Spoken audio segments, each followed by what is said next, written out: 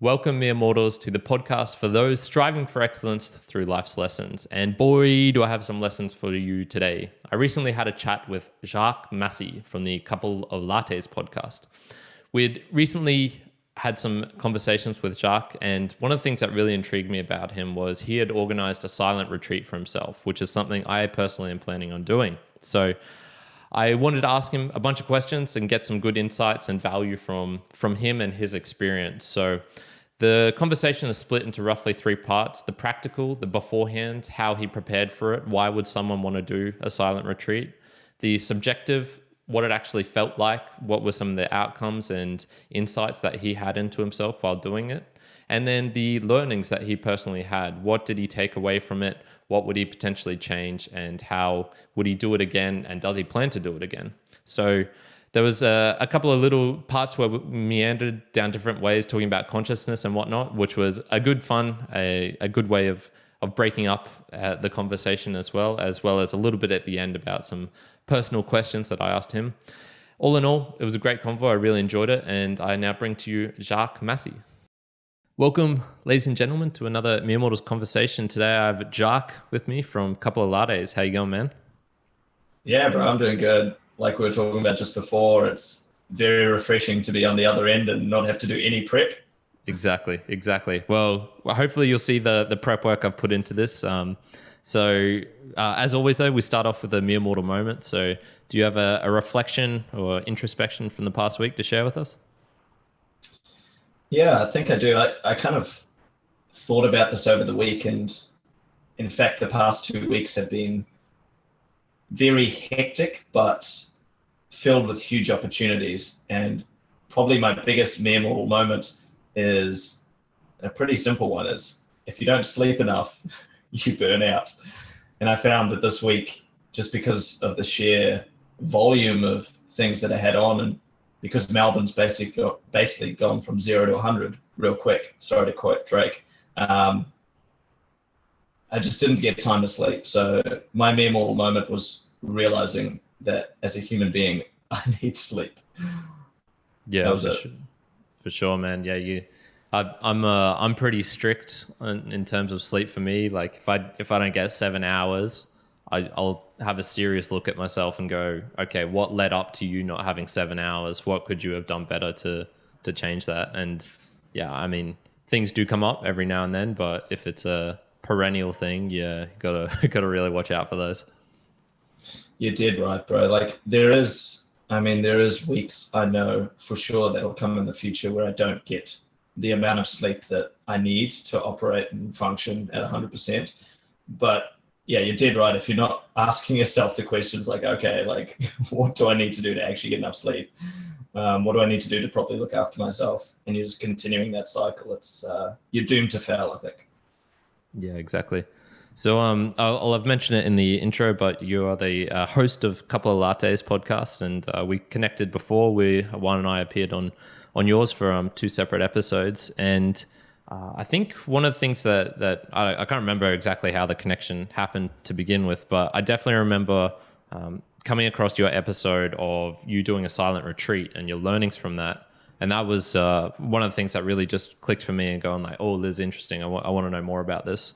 So that's sort of what I'm dedicating this conversation to, because one of my goals I sort of set goals from October to October. So one of my goals for, I guess, the next 9 months is to take a 7-day silent retreat for myself. And you've organized your own personal one. So this is like perfect, man. It's an interesting topic, and it's also going to be super practical for me because I can ask, exactly how your experience was and get some learnings from that. So to start off with, I guess we'll start with the practical stuff. So try and answer these as you were in the mindset, leading up to your actual retreat or what you did, and yeah, we'll go from there. So I guess why would anyone want to do this, and what sort of benefits were you thinking that you would get from it coming into it? Yeah, that's a great question. Why the hell would you want to be silent for a week and not talk to people and be alone with yourself? And I think that's generally the response I get a lot, or the question that I get asked a lot. And my response to that generally is, well, why do you not want to be alone with yourself? What is it you're so afraid of when it comes to being alone? And I think for me, on a personal level, I guess I should probably say, to start with, if meditation is something that interests you, if you're listening to this episode right now, I wouldn't recommend going straight into a 7-day silent meditation, because you may just go mad. Because especially in the world we live in today, with so much stimulation around us, to be alone with yourself, even for 5 minutes, is somewhat terrifying.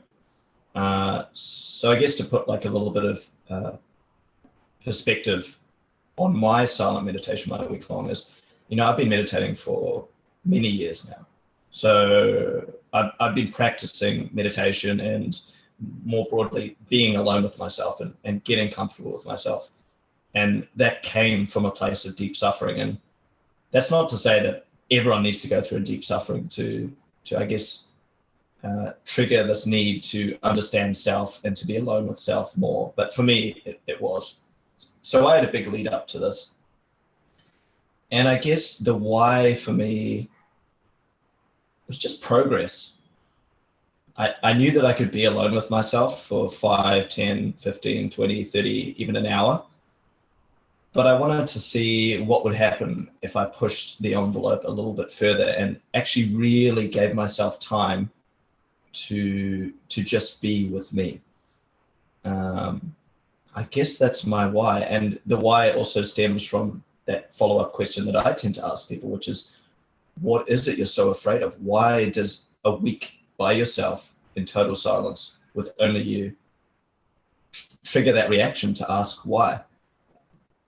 And I think for me, I didn't want to have that reaction anymore. I wanted to be comfortable with myself, regardless of how chaotic or scary a situation would be, because I guess at the end of the day, like, we all die, right? Like, our bodies disappear, and whatever happens to our molecules and atoms, I don't know, and you don't know, and I don't think anyone really knows. But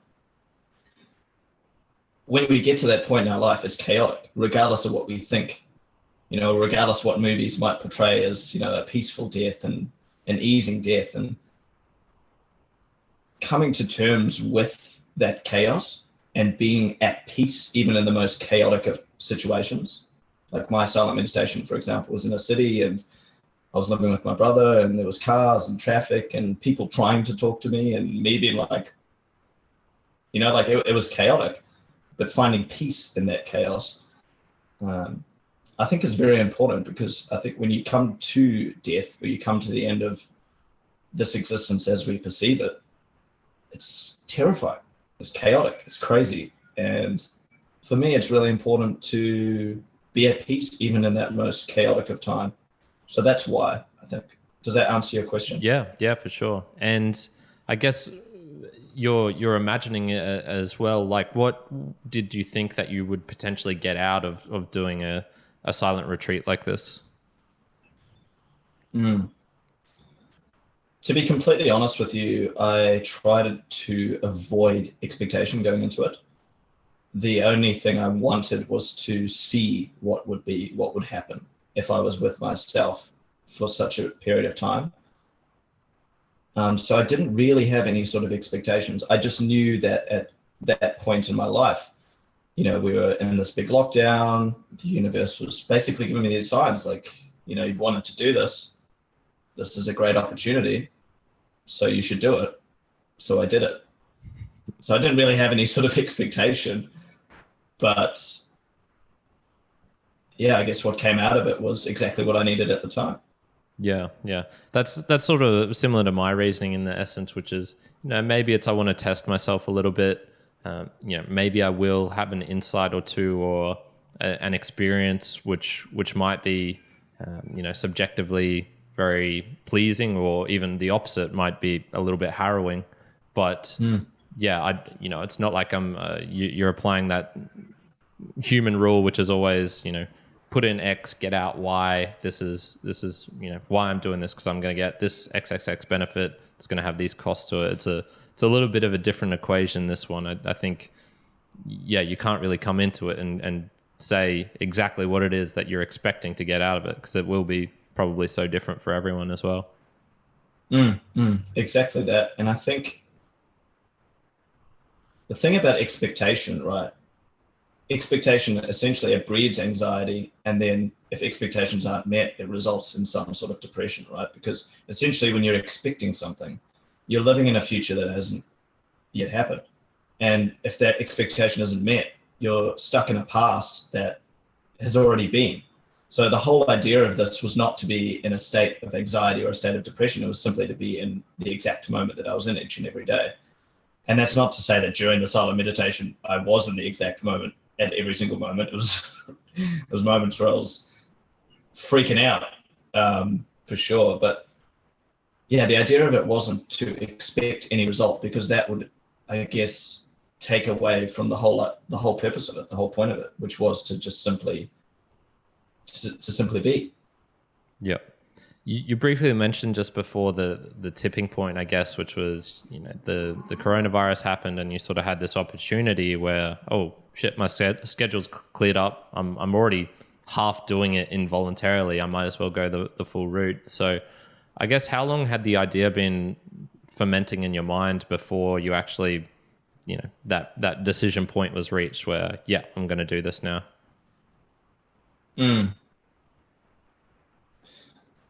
Yeah, I think initially the idea has kind of always been with me since I was about sort of 17, 18.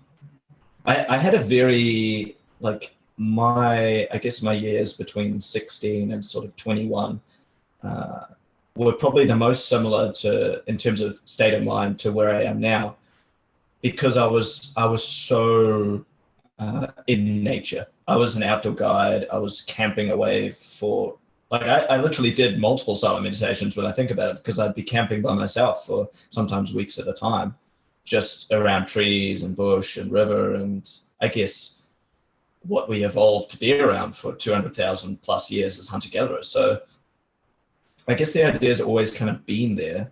The tipping point was probably coming out of a state of suffering that I'd been in for multiple years and going, all right, something isn't working here. You're not living in your nature, so to speak. I wasn't myself.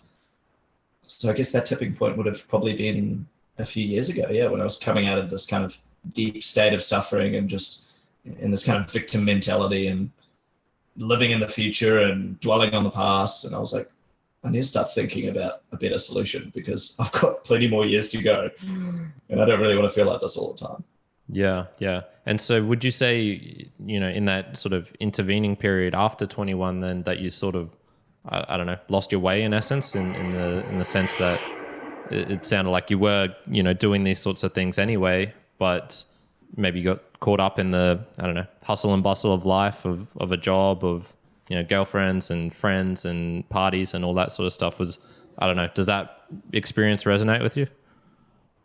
Yeah, I think to some degree it does. I guess I fell into the trap of external expectation, and I thought I had to be what others perceived that I wanted them to be, in essence, what they wanted me to be, if that makes sense. So I was kind of stuck in this idea of what the perfect person should look like, that the whole white picket fence, great job, hot girlfriend, all this dumb external material stuff that I got stuck in for multiple years. And that's not to say that was a bad thing. I think it was, in hindsight, was a really good thing that it happened, because in my teenage years, it was quite a blissful time, but I was also very naive. I hadn't experienced, I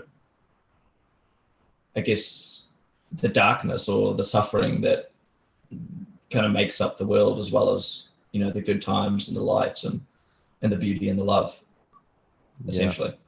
Yeah, for sure. So getting now to, I guess, the nitty gritty. So you've decided, okay, I'm going to do this silent retreat. What sort of practical considerations did you have going into it? As in, what sort of structure were you sort of thinking? What sort of self rules that you were going to impose on yourself? What what were you going to let yourself do and not let yourself do? Yeah, I guess like the whole idea of a silent retreat, I guess what you're kind of alluding to there is like there is different forms of it, right? Like there's a difference between, choosing to become a monk, for example, for a month and live in this kind of deep state of meditation the whole time versus doing a week-long silent meditation in a bustling city. So there's definitely a few differences there, and I think every silent meditation is different. But for me, the rules I set were no talking whatsoever, no tech whatsoever. The only thing that I could do was carry around a sign that said, I'm on a silent retreat, I can't talk. So if someone did try and talk to me, I wasn't completely rude and just ignored them. I could show them my little sign that I carried around, which only actually happened a few times, which is actually interesting in itself, because that's one of the learnings that I got from it. And I know this is a little bit off topic, but it's on my head now, is that people just simply don't talk to each other anymore. Because it was only about 3 times that I had to use the sign. And I was multiple times in situations where I was next to people in an elevator, or sitting next to people on a tram, or walking beside people. And yeah, that was an interesting realization, actually. But those were the practical rules I set for myself. And then obviously I had the time set that I would be able to talk again. Yeah, for sure. Yeah, that is a little interesting insight there. And I suppose it, when you were, I guess, you'd probably have to let all your friends and whatnot know beforehand as well, to say, hey, I'm going to be off the grid for a little bit. Or was that not even necessary? Because, we do have the ability to just text or something. And if they text you, well, you'll get to it in a week later. Yeah. Who did I let know? I only actually let a few people close to me know, because I kind of, it's interesting, right? Like the world we live in nowadays, we're so far removed from, I guess, like our family nature and the connection that we have with people, that it's all become so superficial. Like I kind of already knew that, the people that I call friends, and they are friends, like they're great people, but I just understand that, I guess, if someone doesn't hear back from someone, there's just something else to distract them. So there's no longer that need to like chase up and find out what's going on with someone's life if they don't message you back, because it's just another distraction to get lost in. And before you know it, the meaningful connection that you were trying to make with someone over text or messenger is just gone, because you're distracted by something else. So I only actually let a few people know, because, yeah, I guess that was another experiment I wanted to see is, would anyone actually try and follow up? And no one did. Yeah. Well, I was just trying to think. I'd probably only need to let, my immediately, mum and dad and brother know, one. And I think that's probably about it, man. I everyone else can, they can message me and whatnot, and I might bring it up at some point. So if they go, oh, I haven't heard from Kyron for a week, well, it's not the biggest deal. So yeah, that's interesting. When you hear of other people doing silent retreats as well, I was looking up some of like the general rules or things that they impose, and they have things such as, well, the obvious ones, no sex. I mean, if you can manage to get sex without actually speaking to someone, that's pretty next level game you've got. But there's also, I guess, like you mentioned, no technology, no reading. Did you do any reading?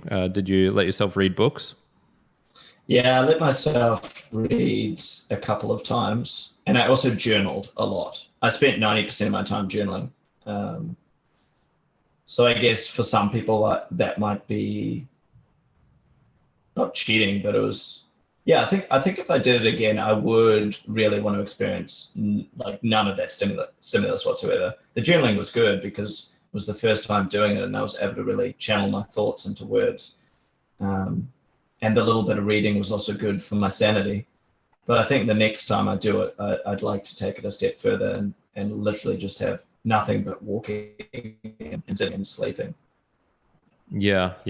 My sort of thoughts were I would maybe let myself journal, but set myself a strict number of pages or something. So maybe on the first day I could write on 7 pages, the second day 6 pages, getting down to the final day letting myself have 1 page, and then that would really restrict me to thinking exactly what I want to write down and I guess condense whatever it is that I'm going through into that small space that is available.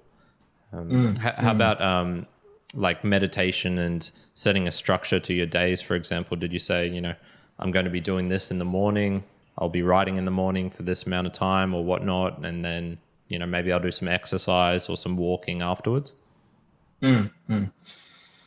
Yeah, so I kept it somewhat structured, but because I didn't have any tech, it was essentially when I woke up. Yeah.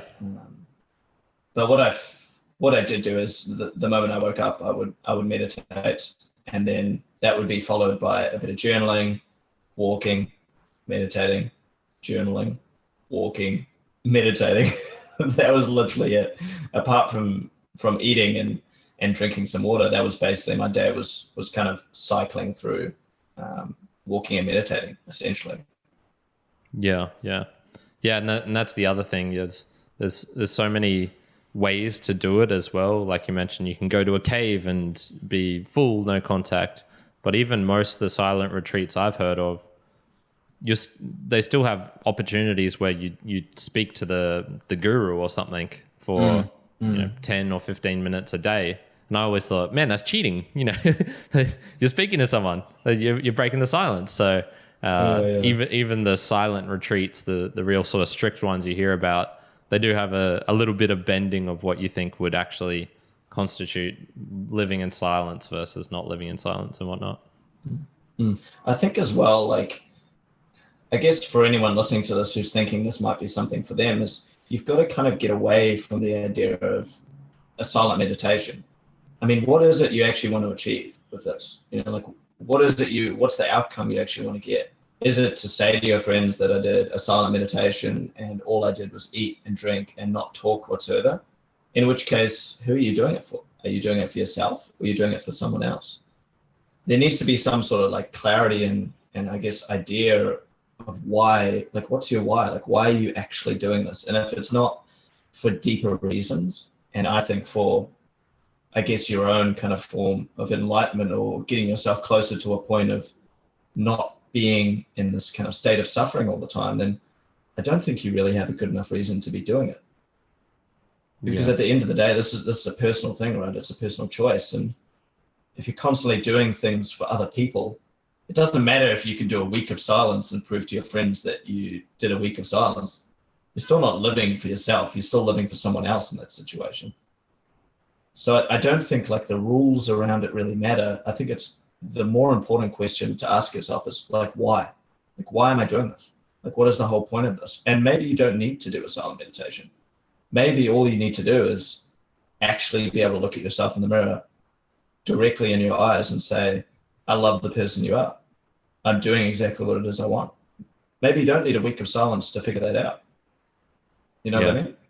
Probably a good question is, if I do this and I had, if I had the opportunity to do this, but never to speak about it to anyone, would I still do it? I think that's probably a good question, because then you're taking away that, and that's probably a good question to ask for a lot of things.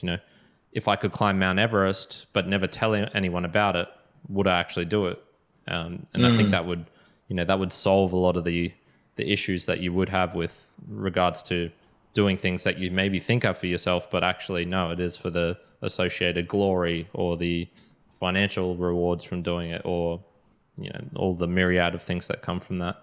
And you also mentioned, I would argue that you would probably get 90%, 95% of the same benefits from just getting rid of your phone for a week, seeing what that's like, and that would probably have just as almost extreme insights into the fact that, oh wow, I do go to this thing all the time when I'm uncomfortable. I use it as a toy, almost a distraction method, and I use it to not talk to people, because I can go on this and then I don't have to talk to that other person who's sitting on the tram or beside me on the park bench or whatnot. Exactly that. I think that's such a great question, actually, to ask. The first one you said about if no one knew about this, would I still do this? And I kind of see that play out all the time, like giving as a prime example, right? Like giving to charity or contributing is like, you get a lot of people who will contribute a lot, but then they'll make a pretty big deal about it. And that's the kind of question you want to be asking, is like, okay, like, why do other people need to know that you're doing this for you to feel some sort of satisfaction around doing it? Why is just doing it not enough? And I think the more people ask themselves that question, I think that's a really great question you just put out there, Kieran, because it's not necessarily the altruistic nature of living by that kind of question. It's more so the state of peace that you would feel by just doing things because it's exactly what you feel you need to do at that point in time, as opposed to doing things because it's exactly what you feel everyone else feels like you need to do at that point in time. I think that's a great question, bro. Yeah.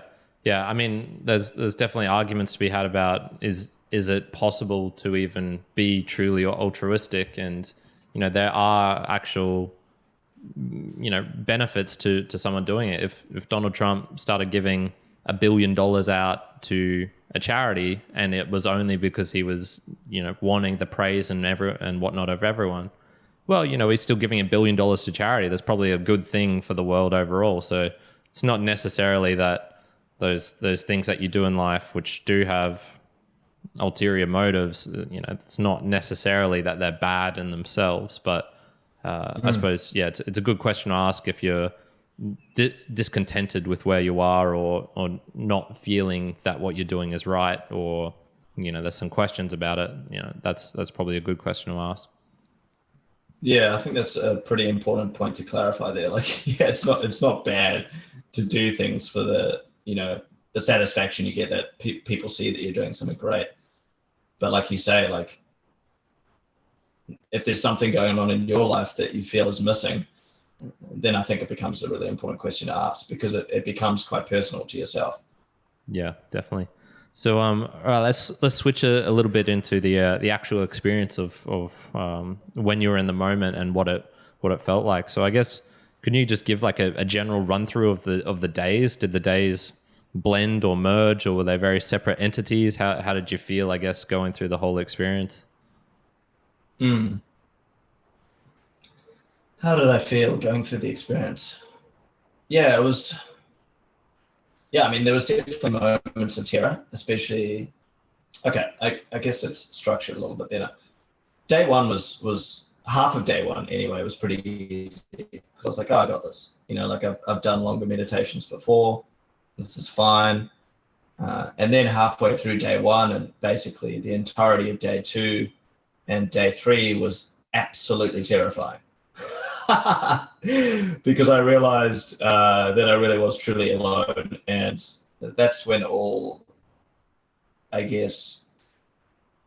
demons come out, and the suffering begins, and the self-hatred comes to the surface, and you start identifying all of these things that you compressed for so long because you've been distracted by material things or externalities, or you just haven't allowed yourself to feel these things. So yeah, halfway through day one, day two, and day three were absolutely terrifying. And I got to a moment, it was kind of this inflection point, and probably the end of day three into day four, where I guess I just felt peace at all of the terror. I felt peace in the fact that there were certain things, and in fact everything, that I could literally not control and had zero control of. And when I realized that there was just absolutely zero control, and that these thoughts and these feelings that I perceived as negative, but really weren't, they were just thoughts and feelings that popped into my head every now and again, coming from where I have no idea, I just grew comfortable with them. So day 4 into day 5 and 6, I actually started to get sad that I would have to go back to normal, which was really interesting. Like, even though I knew that on day 7, I would get to talk to my beautiful girlfriend for the first time, which was amazing, by the way. I cried so much. But even knowing like there was all these people in my life and there was all these things and these material relationships and material pursuits and purposes that I had, I just missed the simplicity of existing. And I think that kind of stems back to, I guess, the human nature that we all evolved from, which is to just be, you know, like when you think of the 200,000 years that we were hunter-gatherers, what did we do? We woke up. If we were hungry, we hunted. We ate only when we had food or when we needed food. We slept. We sat around a fire once we actually invented fire, and we just connected with one another. There was nothing complicated about life. And I think that's what I touched upon when I was in the silent meditation, is just like all of the complicated aspects of life, all of the stupid, meaningless things. And I hope no one gets offended by this, but at the end of the day, everything we do in life, really, when you look at a macro scale, is almost meaningless. We don't really have any sort of control. And when you get that perspective, although it's terrifying to think of, once you actually understand that almost everything that we do has a net zero effect on anything else, and it's all completely out of our control, it's kind of peaceful. And I guess that's what I discovered, like days 5 and 6 and 7, I guess, coming into the end of it, was just so at peace with having zero control, and just so at peace with just everything. Like it just is, life just is, things just happen. And sometimes we perceive them as bad and other times we perceive them as good. And most of the time it's like, I kind of come back to this mantra of, you know, if something happens, could be good, could be bad, could be nothing. It just is. It is what it is. And I guess that's what I felt in those last few days. And I found myself really craving to just stay there, to just be there. And I think the next kind of silent retreat I do will be probably longer and I guess more involved, because I find myself kind of craving that feeling. And I guess that's a form of, I don't know, I guess you could call it enlightenment in a sense, or just being now, like just being completely present. Like I had more of those moments of being completely present in those last few days than I've ever had in my life before. And that was the most at peace I've been. And I was in the middle of a city with like trucks everywhere and traffic everywhere and people yelling at each other and people laughing and giggling and all these things were happening, but none of it really mattered.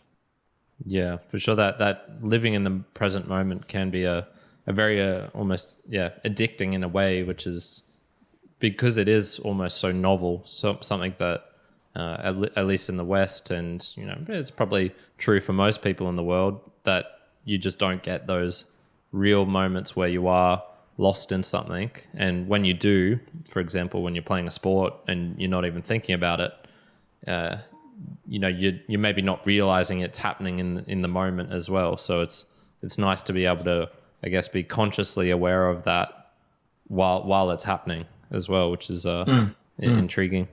One of the things that Juan told me recently was that he heard in a podcast from, I think it was Jack Cornfield, who's very experienced, I guess, like secular Buddhist meditator, or he's fully Buddhist, but he's from the West anyway, is that approximately about 15% of people on silent retreats would have something that's you could describe as a breakdown of sorts.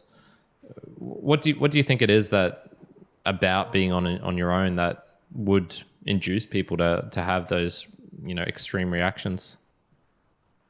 Yeah, that's a great question. And I definitely had that. I think it was like day 3 to 4.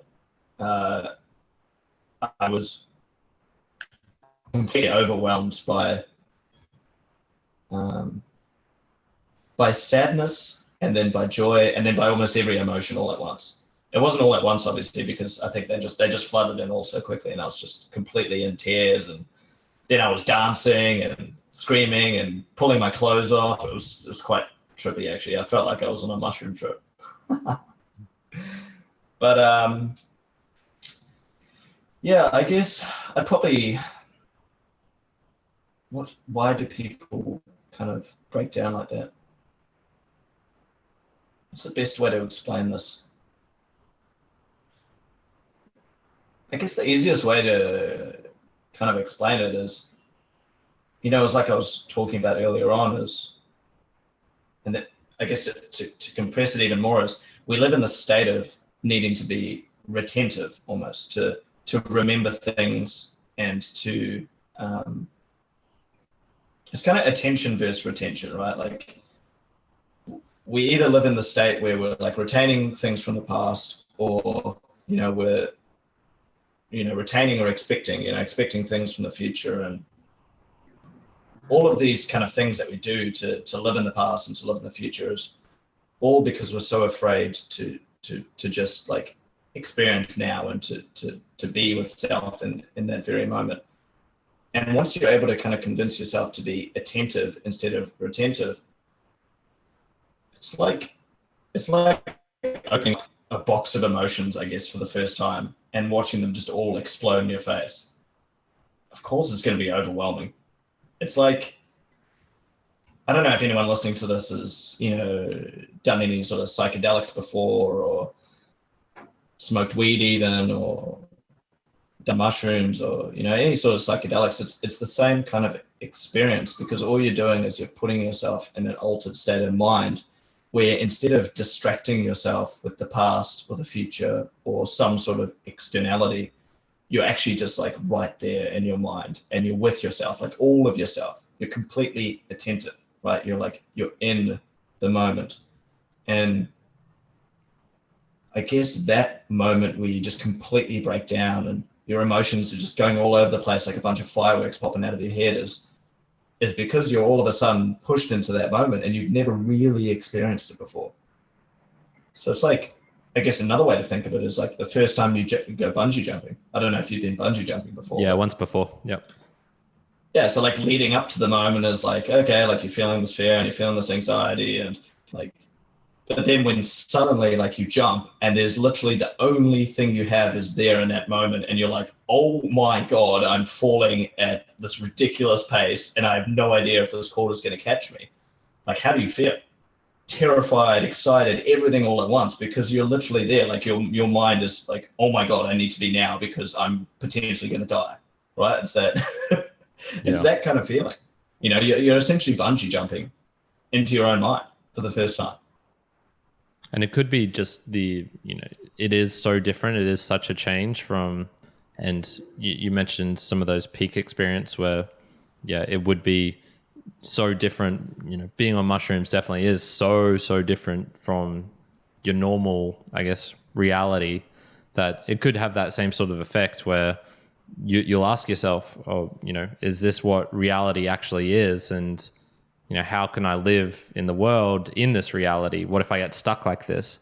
Things like that, where you sort of, it's almost like questioning your own sanity in a way, or questioning your own reality, because it is so, I haven't actually done it, so I don't know for sure, but from everything I've heard, it is such a big difference. Like you mentioned, it's just so completely different that change can scare you. And that sort of happens with humans all the time, where change can be scary, whether it's good or bad.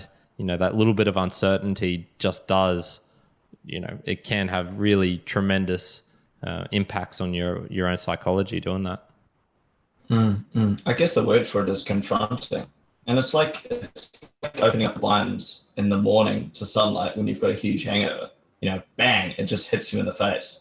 Yeah. That's what it's like. But I think the reason it's like that is because we are so distracted all the time. Like we don't actually get the opportunity to be very often. And you mentioned before, and this is where the idea of it needing to be a silent meditation to get this kind of clarity in your life is not necessarily what you need to do. Like you could be climbing mountains for a week and get the same kind of clarity. There's a lot of people who do extreme sports. Like I used to do whitewater kayaking and I used to do mountaineering, and I had moments of pretty similar clarity in those situations as well. And all it is to just simply exist in that moment. That's all it is. And it's confronting when you do that for the first time, because all of a sudden you're there. you're there again. You're not out there. You're not worried about anything else. You're just there. And yeah, it's joyful and horrifying and peaceful and terrifying all at the same time because it's just completely and totally new. Yeah. Nice, man. What were some of, I guess, the most interesting things that came up for you? So did you have any of those, peak experiences, I'd call them, or an insight that was just so different to what you have experienced before? Yeah, definitely. I guess the peak experience for me was similar to what you kind of mentioned before when we were, I guess, talking about peak experiences.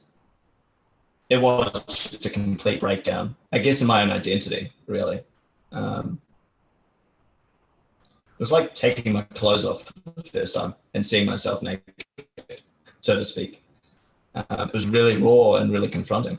And initially, it was terrifying, and the tears just like basically exploded in my eyes. I don't think I've cried that much in a really long time, actually. But then directly after that, it was just this, I don't want to call it happiness because it wasn't happiness. I think happiness is a byproduct of just existing. Happiness is a byproduct of having inner peace, of feeling joy. So I think what it was just like inner peace and total joy because I was just there. I was just like completely and utterly there. And that was exhilarating. Like sex is amazing and driving a fast car is amazing. And all of these material things that we experience in life are amazing, but they only last for this kind of really tiny period of time. And they do somewhat feel like they're just the tip of the iceberg. Whereas this moment, I feel like for the first time, I was looking at the whole iceberg and just being like, holy, like so grateful, just like unbelievably grateful to just be and to just exist. And that results in a lot of tears and a lot of joy and a lot of dancing like an absolute spastic. I would love to have seen my neighbor's reactions looking across at the apartment while I was dancing almost butt naked. But yeah, I guess that was my peak experience. I guess the big insights. Man, I don't know. I think the biggest one was really that. I guess, okay, from a more practical standpoint, a good little insight for anyone listening would be that idea of attention versus retention, right? So like an example of that is, we convince ourselves that we're always forgetful, for example, or we're constantly in the state of worrying about what might happen the following day, or kind of dwelling on some sort of perceived mistake that happened in the past, that we forget to actually give our attention to what's happening in front of us. And I think practically that's a very useful kind of mantra to have, is to be attentive rather than retentive, to focus on just like exactly what's happening right now. And that in essence is meditation. If you can do that, you're basically meditating, in my opinion, in my humble opinion, is because you are like, you're putting your attention and your focus into what's right in front of you. And I think from a practical standpoint, if you're able to do that, you're going to be more focused. You're going to know exactly what it is that you want to be doing in that moment. And you're going to live life more purposefully and with more gratitude and joy, because everything you do, from washing dishes to putting out the garbage to having a conversation with a homeless man to smiling at your girlfriend to, hugging a friend that you haven't seen in ages, to doing your desk job, whatever it is you're doing, if you can be attentive rather than being in this constant state of, worry about the future or trying to retain information from the past, I think you're going to have a lot more joy in your life. Yeah. I think meditation is pretty close up there in terms of things that you can do, which are, really unlikely to have a negative effect on the world. Just that being said, just because you are, in the moment and meditating, it doesn't necessarily mean it's a good thing. I've actually just finished this book here called Why Buddhism is True by Robert Wright. And oh, cool. In it, he talks a little bit about how, just because you can meditate, it doesn't automatically bring all those benefits that you were talking about, being more mindful, being more open to emotions, being more, I guess, like considerate of other people, because there are examples from history of, gurus who have sexually exploited their students, or a CEO who uses mindfulness meditation to, keep himself in check, and then still goes out and, exploits people in China or whatever because they have, cheap labor or whatever it is. So there does need to be like a little bit of a divorcing from the two, but it's definitely on the side of, right up there in terms of eating fruit and vegetables is good for you. Going out for a walk, exercise daily is good for you in terms of, okay, this is something you should be doing, that it's probably, all things being equal, it's gonna work out well. You also had a really good point before, which I wanted to touch upon, even though it's not particularly related to this, which was happiness, and I guess it being a second order effect of something else. And I've actually been thinking for a while, I have a little bit of a problem with the word happiness, and when if someone asks me, my dad, for example, likes to ask me this, in terms of like asking how I'm going, are you happy? And it's like, yeah, okay, I guess I am, but there's definitely different forms of happiness in terms of, am I happy right in this moment? Oh, well, not so much. My toe's hurting, or my wrist is hurting because I banged it up or whatever. So I think like contentment. Too much swiveling of the microphone. Yeah, exactly. So I think sort of contentment is maybe a better word that we should be striving for. In essence of, happiness sort of comes and goes, but if you're content, it's sort of like happiness, I guess, but it doesn't necessarily imply that you're exuberant, top of the world, this is the best day of my life sort of thing. And even contentment itself is, I wouldn't say it's something you should chase. It's maybe like it comes from finding meaning in your life. And if you've got meaning in your life, you can be content, even if, you're in a sort of shitty job, or this present moment isn't so great for you. Yeah. Happiness is an interesting one, right? Because I think it's more broadly this idea of kind of attaching everything, and I guess our meaning in life and who we are and our existence as conscious beings, to material things. And you might be thinking, oh, well, happiness is a material thing, but it's a material idea, right? Like happiness, contentment, sadness, suffering, like all of these things are material ideas. They're things that we perceive in our minds to try and explain a situation which is essentially inexplicable. It just is. And I guess a really cool example to use is, let's say, for example, you go and sit and you see two ducks, and one's getting pretty close to the other, and you can see there's some feathers sticking up, and duck A is getting pretty pissed off at duck B, and he goes, you know what, duck B, like, I'm gonna pick you, I'm gonna attack you, and bang, you have a duck fight. And for a split second, there's this moment of, I guess, what we would perceive as anger or hatred or fighting, like all of these material things that we kind of trying to explain for a situation. Directly after, what happens with duck A and B, once they figure out who's the tougher of the ducks, what happens? Yeah, they just sort of chill out again, or they know the pecking order now. Exactly, yeah, great pun as well, by the way.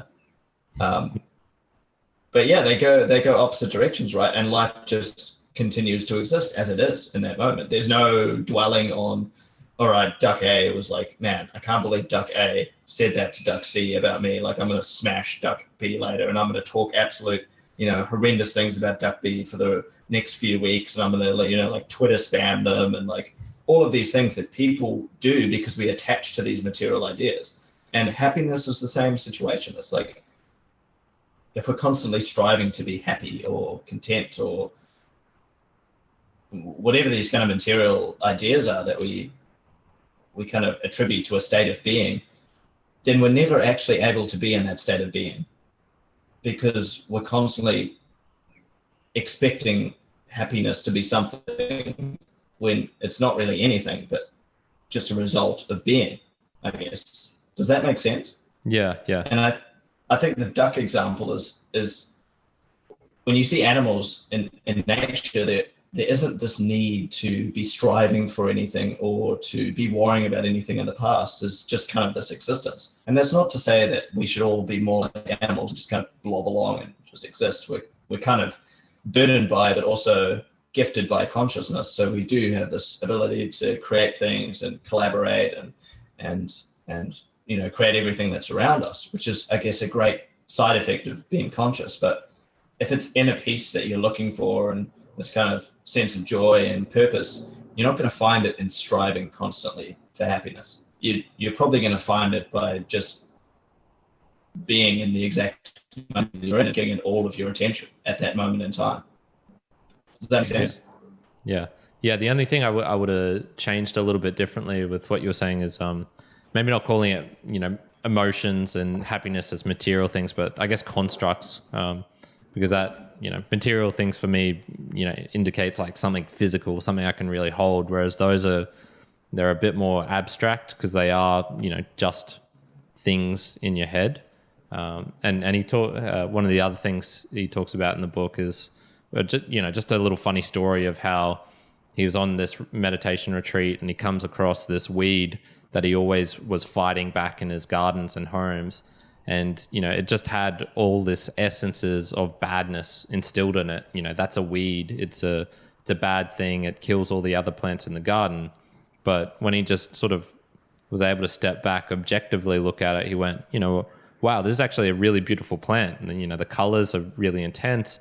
The form of it is very, stunning. The way it moves in the wind and whatnot. So it is true, so many of the things that we attach to stuff is, if you get down to it, it is something that you have created or, society has created, and then now you're using it. That person annoys me. Okay, that's a bad person. Well, yeah, maybe they just had a bad day.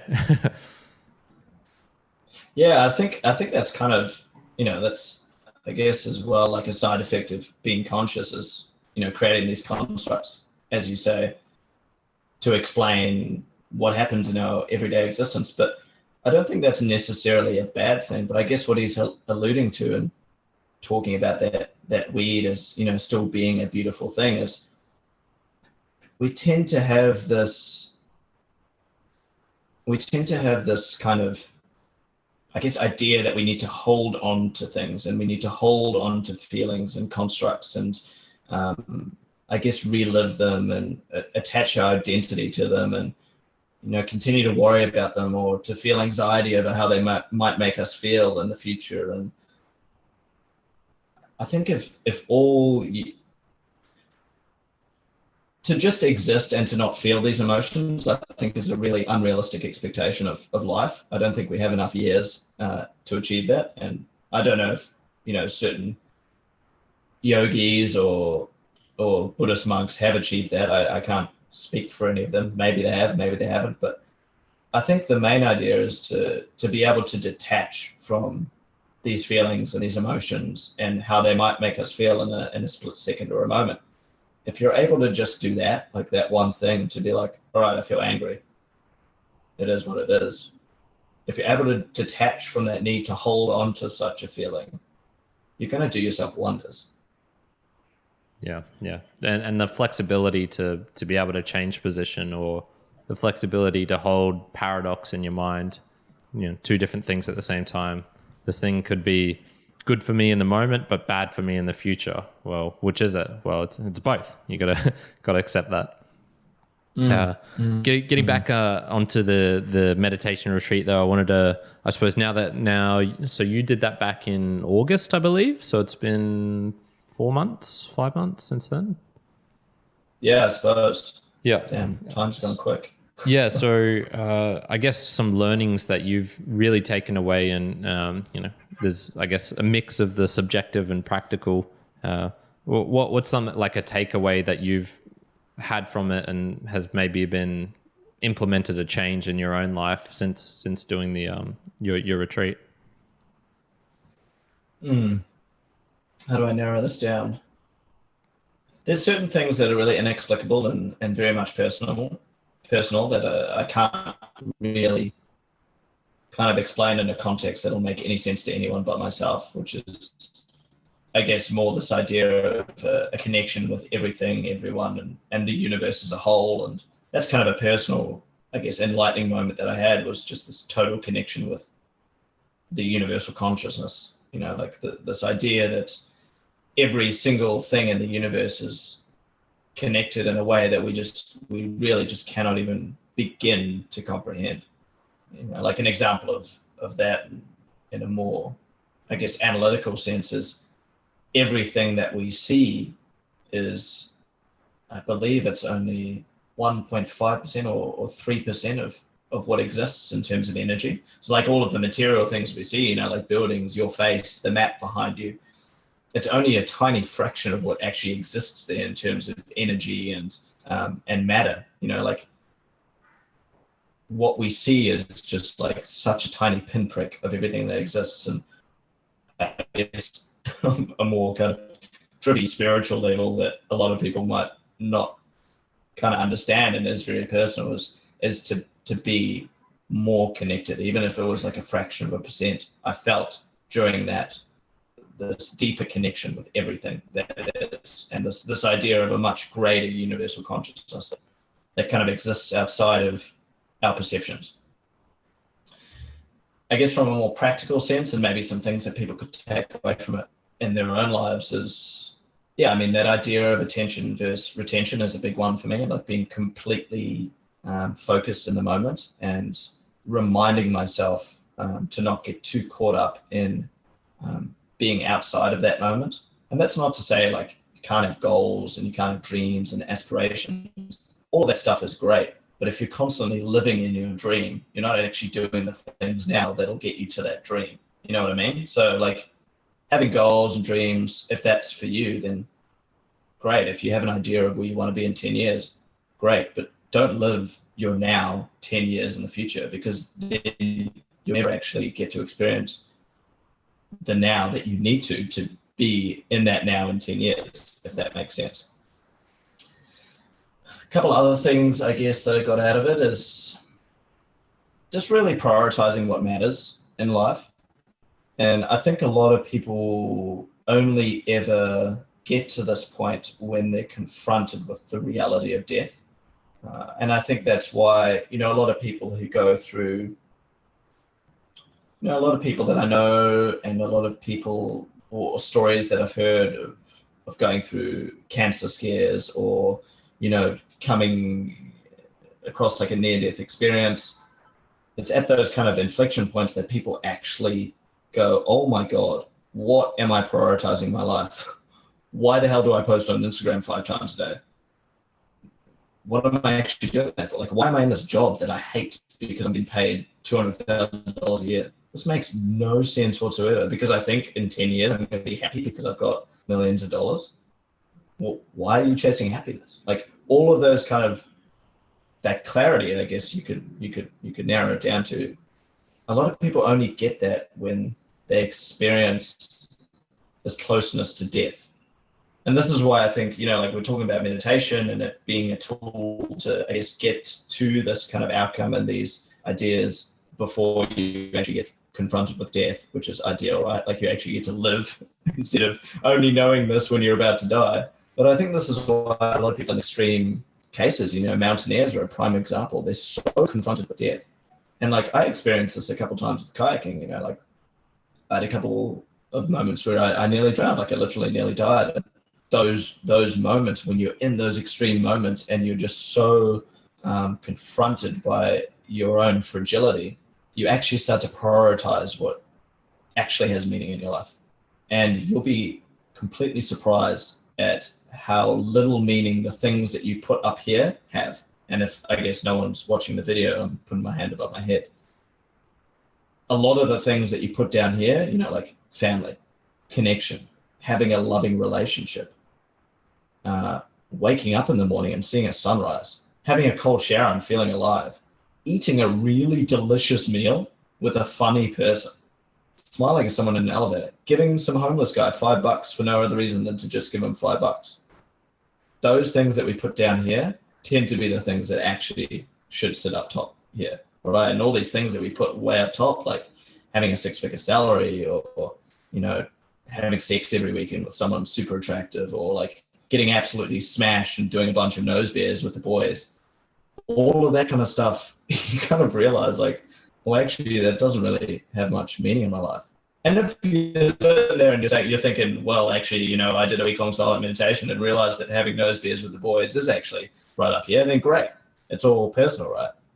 But I think that kind of clarity over what actually matters in your life, it's really important. And I think if people can understand that before they're 90 years old and lying on their bed and thinking, God, I wish I'd done more of this and this and this and this, or if they're confronted by, you know, a terminal illness and they're thinking, man, I wish I'd done this, this, and this, and this, I think it's better to come to that conclusion while you're still alive when you're ready. Yeah. And it's almost like, you know, it's got me sort of thinking that maybe the similarity between doing a retreat and a near-death experience is, you know, after a near-death experience, you're going to have time. You're going to make time to just sit and contemplate, which is very similar to, you know, the silent retreat. That's all you're going to do. You've got time to sit and contemplate. And so that gives you the ability to, you know, then start thinking about your priorities and whatnot. Because, yeah, we all have them. They're just hidden below the conscious level, and you got to sort of, you know, dig down in through your own mind, swim through all the bullshit, the crap memories of when you were getting bullied as a child and things like that. And then you go, oh, okay, yeah, this is what actually matters to me. Yeah, exactly that, bro. And like you said before, like this thing here, like if you just like throw that away, for starters, you're eliminating all of those distractions that are just clouding what you actually kind of want to think about and what you want to do with your life. And the world we live in now, like we haven't always lived like this. It's only been for the past couple of 100 years where we've kind of, not even that really, that we've been so clouded by all this distraction and all of these things that we think we have to do to be happy and to be joyful and experience a good life. And if you can just start eliminating like one by one those little distractions, you're going to get yourself into the same state that someone climbing Mount Everest during a storm, confronted immensely by this idea of his or her own fragility and the idea that they're going to die. You're going to come to that same conclusion because, like you said, you're going to be sitting there and you're going to be like, oh my God, like I am so unbelievably fragile. And as far as I know, I literally only have one go at this. Why am I wasting all my time doing this? Like, why does all of this matter to me when I could be doing this, which truly matters to me? Like being with my family, kissing my girlfriend, like telling people I love them, I care about them while they're alive, rather than waiting until their funeral to say, oh, you know, like this person was really awesome. Tell them now. Like, what's stopping you from telling them now?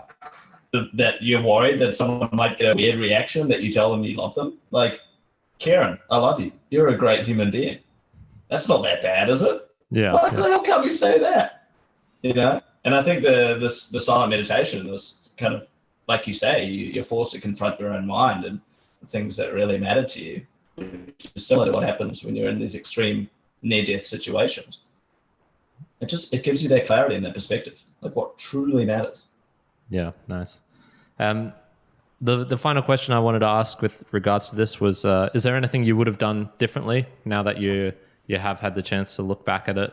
Is there, you mentioned potentially taking some things away, so you would have, I guess, you know, not distractions, but more space for your own mind to explore itself, in essence. So potentially taking away the journal or the books and whatnot. There's nothing I would have done tonight for this meditation. I think it's exactly what I needed at the time. And I went into it with, like I said, without any sort of expectation and without a huge amount of knowledge. And I think that's what it needed to be for my first experience with such a long duration of silence. But like I said, I do want to get more involved the next time I kind of have a similar experience, I guess. And it wouldn't really be similar. I think it would be totally different. One thing I would want to do is to go somewhere where I guess I am able to be mentored by someone who is much more spiritually enlightened, so to speak, than I am. So I'd like to go to India to do some sort of, stint in a monastery or in an ashram, or maybe even somewhere in China or somewhere in, I know in Cambodia they do similar retreats. I think ideally, I do want to spend a few months at least as a monk. I think that's something I would want to do within the next 10 years. It's not something I want to rush into. I think there needs to be some steps taken between now and then. But that's something I really would like to do. Yeah. And I see myself doing it. Nice, man. I'll be looking forward to seeing you clean shaven, coming rocking the car and look. Yeah, bro. You're already half monk. Oh, that's it, man. All right. So now that we're on a lighter note, a final, I wanted to ask a couple of random questions to you, man. So take your time. There's no rush on these. Is there a book that you've read that implemented an immediate change, or something that you've read and said, it doesn't even have to be a book, even potentially an article on the internet or whatnot, that has changed your thinking and then resulted in immediate practical action that you've taken? Oh, that's so tough because there's so many that have done so. I guess in relation to what we've been talking about in this podcast, the best one to say would be The Power of Now by Eckhart Tolle. I think it's a really good kind of pocket, almost like a pocket handbook to read when you are feeling so overwhelmed by anxieties or depressions, or this idea of what you should be versus just actually existing. To kind of give it a bit of a synopsis, all it is it's like the title of the book says, really. It's just being now, being present.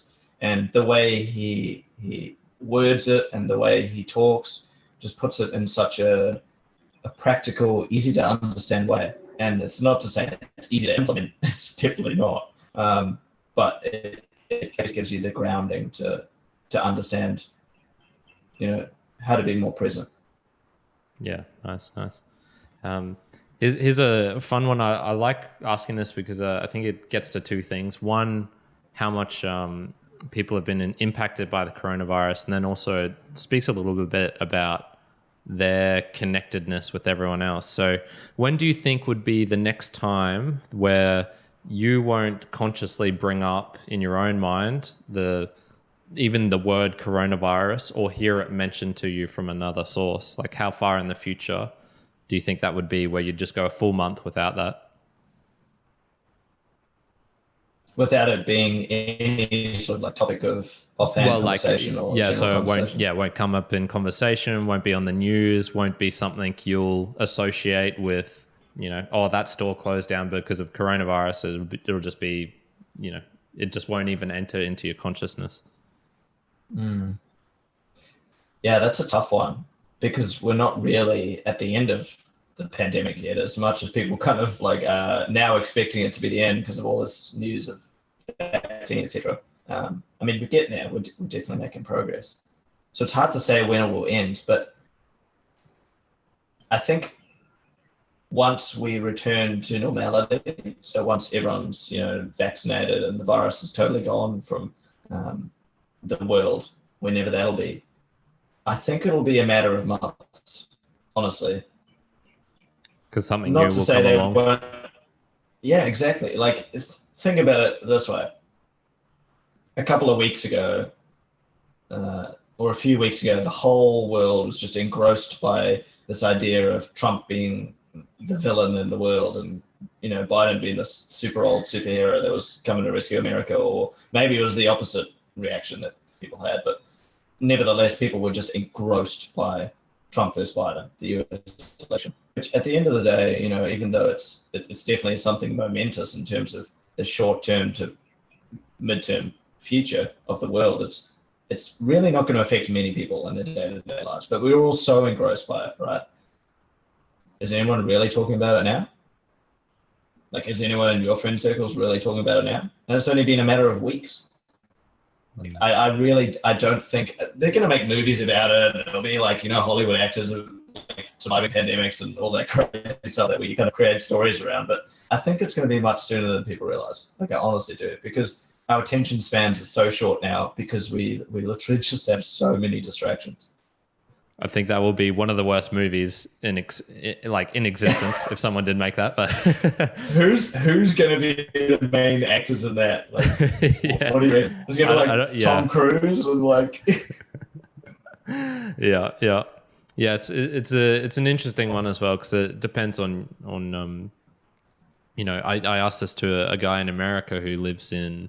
He doesn't even live in like one of the big cities, but it's just so big over there. He couldn't even imagine in his lifetime not thinking about it being referenced to by someone or anything like that. But yeah, my personal thoughts are like, I don't know, 3 or 4 years maybe would be a sound about right for me, where it's just, September 11th, that was a huge momentous thing imprinted in so many people's minds. But I've definitely gone probably like, almost a full year without thinking of it until I come across like a 7-Eleven store or something. And I'm like, oh yeah, that's the same numbers as that. So an interesting one. The final one I wanted to ask was, I guess with regards to goal setting, and I guess we've talked a lot about not being in that mindset of trying to achieve things and whatnot, but we do have to live in the real world as well, and accept that reality does require some planning and sorting out your priorities. So how do you personally go about goal setting? Do you have a do you write them down? Are they just in your head? Is it just a thought of, I'd like to do this? How do you go about I guess achieving what you want from life? Yeah, interesting, right? Because like we've basically been talking about the idea of just existing, and if you really are like completely in the now, you're literally not going to have any goals because your goals are already achieved. You're just totally in the now. But in saying that, I think I was having this conversation the other day, like, like the reason, Buddhist monks, for example, or, I guess anyone who basically dedicates their life to being a monk or to being a guru, that's all right? So you don't really expect, like a lot of these people don't experience the material world. They don't experience having goals and achieving things, or, being an entrepreneur and starting a business, or, having sex, for example, or drinking, or, going out for the first time. Like all of these things that you and I have experienced. These people basically dedicate their lives to something completely different, which is total spiritual enlightenment. And whether they're right or wrong to just dedicate their lives to that, who knows? But the society that you and I live in, like, I don't know about you, but I have experienced all those things. So for me to suddenly be like, all right, now I'm going to dedicate my entire life to be spiritually enlightened and live in the now and have zero goals and shave all my hair and sell all my things and just live in a monastery, I think is somewhat impossible for me because I've already experienced all of these things. So it comes back to that question we talked about at the start, is like, why? Like, what's your reason for doing this? And for me, it is to become more present, but I'm also very acutely aware that I'm never going to be a Buddhist monk sitting in a temple, spending my entire life just being joyful in the moment. Like there is goals for me, and there's things that I want to kind of achieve in my life. So now that I've kind of gotten a long-winded explanation, I guess the way I kind of do goal setting is nowadays I make it more around a feeling. Like how do I want to feel? Like what aligns with my purpose? And I guess for anyone listening to this is the way I've got about it, and this may be right or it may be wrong. But the first thing was to figure out exactly what my purpose is. What is my mission statement? And that's not easy, right? And purpose is a hot word now, right? Dharma is what they call it in the Bhagavad Gita. Having your dharma is like having your purpose, right? So figuring out that is kind of step one. And in this world we live in now, where it's all like instantaneous and instant gratification, a lot of people expect to be like, wake up one morning and be like, all right, I know my purpose. Like this is exactly what I'm going to do with the rest of my life. It doesn't work that way. it's probably going to take years and years, maybe months, maybe weeks, maybe days, but realistically, it's probably going to take years to actually figure out what gives you the most purpose in your life. And I think that's number one, right? So for me, the first thing I did was worked really hard for months and months and months over that period of suffering to figure out what it is that brings me the greatest feelings of joy and inner peace, and made that my mission statement, which is as simple as to give people wings and roots. So what I found is, when I gave people roots, for example, gave them this idea of who they are is great, and like the things that ground them is great, and then to give them wings, to empower people to kind of take their own power back and to be happy and be joyful and be everything that they want to be.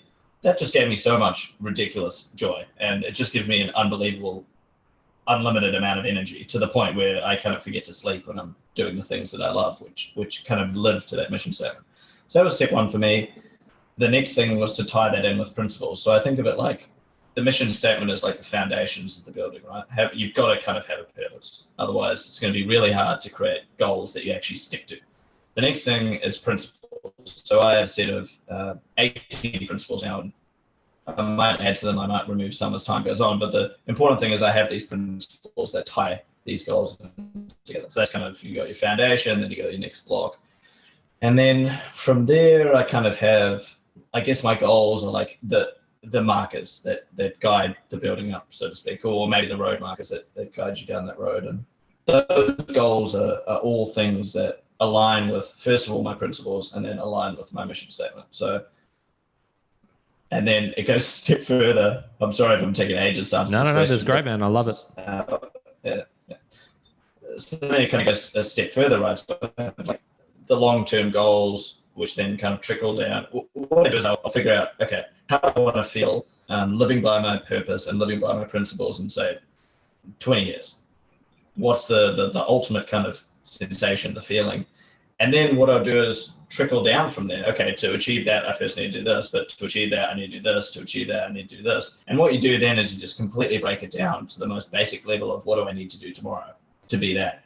And if you're doing tomorrow what you need to be that, and you just keep doing it every single day, you're going to be that. It's that simple, right? So the day-to-day goals might be as simple as sticking to the routine I have for myself, having a cold shower every day, going for the walks, being grateful, like showing gratitude, doing the journaling, smiling at people, meditating, whatever it is day to day. And then the weekly goals might be sticking to, my weekly calendar of I need to do this many podcasts, or I need to edit this many podcasts, or I need to write this amount of the book, or I need to do this much editing for the wedding photography I did, or, like sticking to that weekly goal. And then, yearly, it could be, that's when you have kind of like your targets in terms of where you might want your viewerships and your podcasts, or how much you might want to donate to charities a year, or, yeah. So it kind of works its way up the building. But that's essentially how structure is. First mission statement, then principles, then the long-term goals, and then trickle down from there, whatever you need to do. But the important thing is associating that feeling with it, because I think the problem a lot of the times with people with goals is it might be, I want to lose 10 kgs. Cool. Why? Why do you want to lose 10 kgs? Because I want to lose some weight. Why? What's wrong with the weight you are now? Like, what is it you actually want? And a lot of the time, it's not actually the weight loss, it's the feeling that's associated with being a little bit slimmer. And then people might figure out, as you peel away the onion layers, okay, what I really want to feel is I want to feel joy in the person that I am. Okay, cool. Now we understand how you actually want to feel. Now we can structure a goal that suits that feeling, as opposed to just saying, I want to lose 10 kgs, getting a week in and not having the right motivation to continue on. Nice, man. That's nice. pretty much it. Yeah, sounds great, man. Sounds very similar to this sort of strategy that Juan and I take. So, I'll have to re-listen to that and see if I can pick out some of the finer details that you were mentioning right at the end there, especially with the feeling part of it. I think that does play a big role with regards to getting what you want and figuring out your priorities. Awesome, Jacques. Thank you so much, man. I really enjoyed this convo. I'm definitely going to have to, like I said, re-listen, take some of the finer details out, the finer points, and use it for myself when I'm thinking April-ish is when I'll do my one. So I might awesome. check back in at some point, and we'll can have a discussion about that, because that could be comparing experiences and whatnot. Could be fun. Yeah, sick, right? I can't wait to hear about it. Maybe I'll have to have you on the podcast and you can talk about your experience. That's it, man. That's it. So if people want to connect with you or listen to know more about Couple of Lattes, where's the best place for them to go, mate? Yeah, I mean, if you're listening to podcasts, which I'm assuming you do because you're listening to this right now, the best thing to do would be, Apple Podcasts, Spotify. It's on YouTube as well. Just search Couple A Lattes. So that's COUPLE space A space LATTES. Subscribe, listen. If it's for you, great. If it gives you some wings and roots, then awesome. I'm aligning with my purpose, which leaves me feeling good, and I hope it leaves you feeling good as well. That's the aim. In terms of socials, probably the best place should be Instagram at Couple of Lattes, spelt the same way, all one word. And you can, follow, like, comment, whatever you do on Instagram. That's about it. Yeah, awesome, man. Awesome. Yep, that'll just be in the show notes. Jacques, thank you so much, man. It was an absolute pleasure. Too easy, bro. I just want to take a moment to thank you as well, brother. This has been awesome to hop on your podcast as well. And for anyone who does subscribe to Couple of Lattes, you'll hear Kieran's voice and also Juan's voice in a couple of the episodes. But yeah, I really love what you guys are doing. Your podcast is freaking awesome. And I can tell you're both, really aligned with your purpose when you do this. And you can kind of tell the difference between people who are doing things for a result and an outcome versus people who are doing things because they actually really enjoy it and really love what they do. And I can tell that you guys both all do. So yeah, huge respect for both of you. Thanks, man. That really warms my heart.